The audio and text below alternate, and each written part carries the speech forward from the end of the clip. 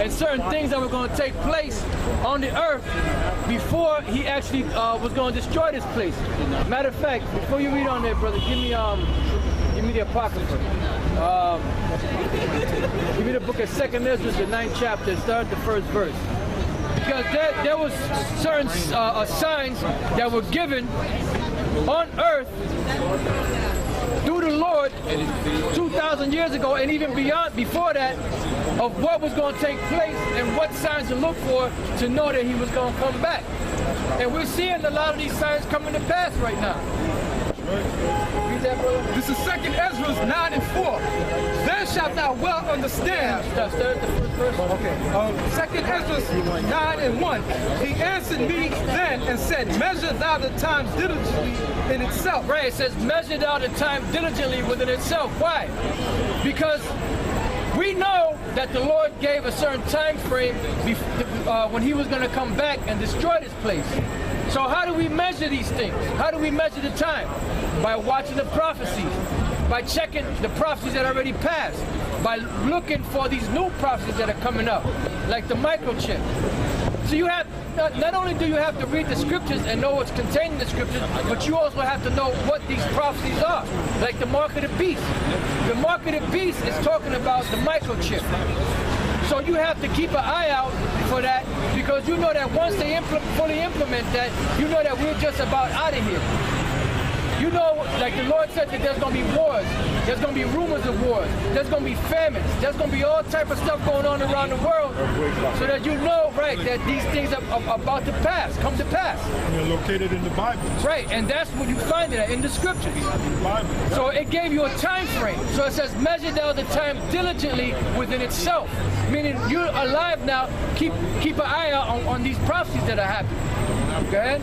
And when thou seest part of the signs pass, so when you see part of these signs pass, go ahead, which I have told thee before. Right, because the Lord said he told us these things before, at least when they come to pass, you say that your idol was the one that told you that, or this person was the one that told you that. No, it was the Lord Yahweh Bashem El Shai that told us about these prophecies. Go ahead. If I may add to what you're saying, that's why the Lord said he's going to send a comforter.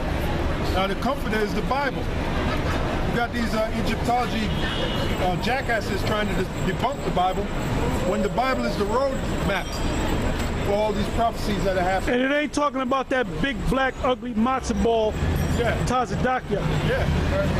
And when you read John the 14th chapter, it tells you the comforter is going to bring you back to your remembrance. Right. So that's what these scriptures do. It brings us back to our remembrance, man. So the Bible is very important. So those guys trying to debunk the Bible, they really should be put to death. Yeah. They really should be killed. And they are going to be killed. Right? If they don't come out of that bullshit, the Most High going to destroy them. Yeah. And you know what's funny is, like, here it is, these guys don't believe in the Bible. They say it's been plagiarized, right, but everything they do is based around the book. They quote scriptures out of the book. They try to break down their philosophy with scriptures in the book, but yet the book is not valid. So why even bother going into it? Yeah, why read the book alone? Don't touch our book. Yeah. Leave the book alone, man. Goddamn. No, because they call themselves trying to confound us. Right. You ain't confounding nobody down here, man. That's right. You get confounded. How come the original Bible was originally like this, now it's like this? Well, because I remember reading the Bible was like this. Yeah, it had the Apocrypha in it. Right, the Apocrypha was taken out. See, what happened was the so-called Jews, they put together a group of Sabbateans. It's called Sabbatean. They call Sabbatean Jews. And it goes back to a guy by the name of Sabbatai Sevi. Now, what happened was you have a group of so-called Jews, or a group of people that continued in that religion. And there's a guy by the name of Ibashuk. There was another guy by the name of Carl Anton, and they set up what's known as the Biblical Destruction Group. Now, the Biblical Destruction Group was set up in 1776. Now, in 1776, which is Illuminati, actually, May was Illuminati. Right. When they set that up, the Biblical Destruction Group, they were disbanded 50 years later in 1826. But by 1826, they managed to take this book right here that we're reading out of, the Apocrypha, out of the Bible. That's why the Bible went from about 80 books down to about 66 or so.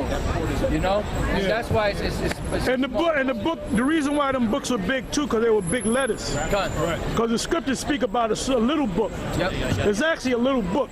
Right. Book, yeah. See them clowns up there, them black conscious clowns, they say, well, you only got one book. Well, I read the scripture about making many books. There's no end, you know? And in actuality, the Bible is a collection of books. The word Bible is from the Greek biblios, which means books. So it ain't just one book, it's a collection of books. Actually, there were letters and parchments, all compiled into one book. And that goes back to in the book of Revelation, the 5th chapter, where Yahushua received the book. All right? You can read about that. Yeah, and that's where the Lord said that if you take anything away from this book, the Lord's going to take away your part from the book of life. That's right. So that's why these people out here are destined for destruction, especially them elites. But those elites that are governing the world, what's going to happen is they're going to be the first one to go into slavery, because they're the ones that had the part in the whole slave trade. They supplied the ships. They got rich off of slavery, you know. So they're going to be the first ones that are going to take up slavery. Well, since I won not the world and the things of the world, what profit is a man to gain the whole world and to lose his own His soul, that's right. And they lost their soul, that's right. But they gained the world, but they lost their soul, that's right. And that's another thing too, them clowns up there in Harlem talking about that Egyptology shit. Where in Egyptology does it say what's going to happen to the elites that destroyed the society? The Bible tells us that they're going to be punished. There's no one prophecy among the pharaohs. Right. You know? And prophecy means to say before. That's one of the reasons why these elites are trying to destroy the Bible, because they know it's a book of prophecy. It actually tells you what's going to happen before it happens. All right? Go ahead, brother. Revelation 5:1. And I saw in the right hand of him that sat on the throne a book written within and on the backside. That book is talking about the Bible. Read that part again. And I saw the right hand of him that sat on the throne, a book written within and on the backside. Yeah, within, like the words that's in the book. And there's another scripture where it says the book was written without. That's the part where it says Holy Bible. All right, go on. Sealed with 7 seals. Right, at that time, the book was completely sealed, meaning the 7 seals represents, what's that? Yeah, mystery. Certain things that's going to happen on the planet Earth. The understanding of those things was sealed at that time. Because when you go back to the book of Daniel, the 12th chapter, as a matter of fact, let's read that to get a better understanding of what you read here. Daniel 12 and... Daniel chapter 12, verse 4. Go on. But thou, O Daniel, shut up the words and seal the book. Shut up the words and seal the book. Again, that's that reference, the book, the Bible. Go on. Even to the time of the end. Now, what time we're in now? We're in the time of the end. The end of what? The end of the so-called white man's empire. Time of your destruction. The time of the so-called white man's destruction. Because he's ruling this world right now. So we're at his end. The time of the end. Go on.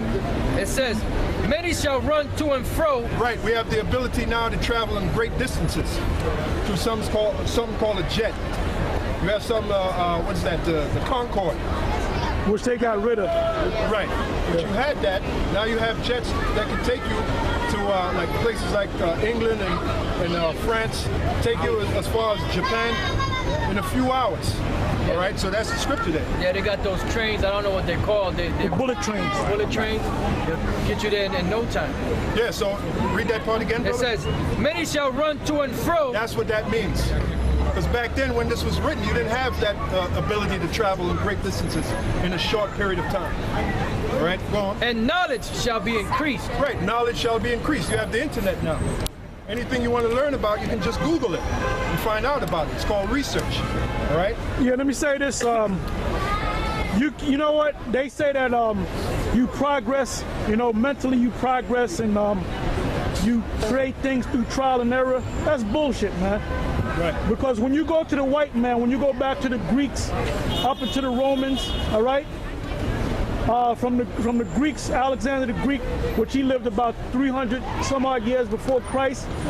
The Romans came into power about like 45 years before the Messiah.